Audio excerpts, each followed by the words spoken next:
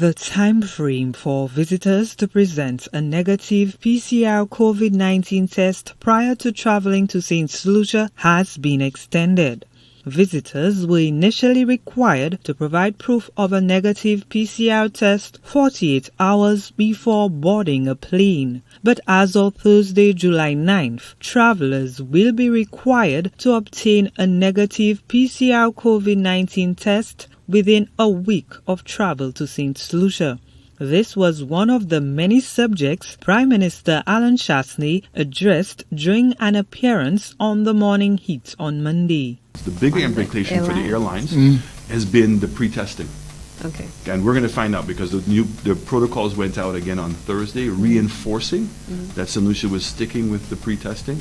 We have moved the date, from 48 hours to 7 days. Right. We had to do that in the case of America because they just can't get tested. Right. Canada and the UK, testing is much more readily available and much more affordable. Right. In the States right now, when we checked with Walmart, it was $150 that a person had to get. Luckily, the hotels here have been indicating that they will absorb that cost if somebody comes down to do that. But isolation and testing are mandatory for positive cases and people who fail to prove they are virus-free.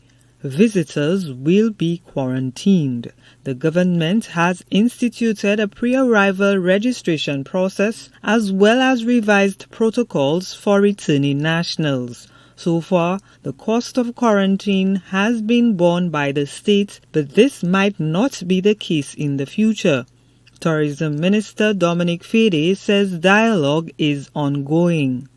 No, we haven't made a decision on charge for quarantine because we want to see as long as we can. There are other options on the table, maybe a blended approach between home and institutional quarantine to help to reduce the cost.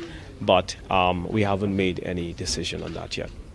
While policymakers discuss best practices, some sectors have doubts about opening to markets with surging COVID-19 cases.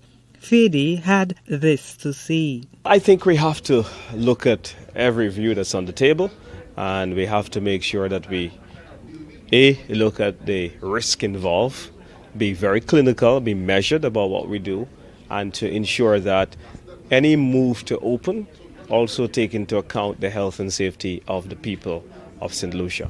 A travel bubble designated will also be implemented. Hotels must apply for COVID-19 compliance certification before opening to guests.